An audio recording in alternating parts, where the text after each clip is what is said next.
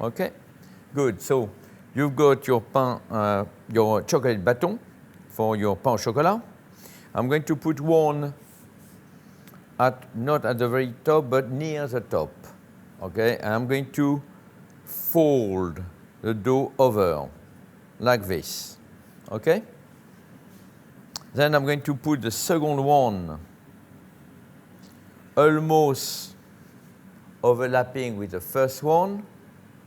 Okay? And I'm going to just simply go like this, turning it over my second chocolate baton, and I've got dough, chocolate, dough, chocolate, dough. Not two chocolate batons right in the middle. I mean, if you do it, that's fine, still be a very nice pain au chocolat, but in the industry, they are more like this, like double barrel type of pastry. Again, you can always widen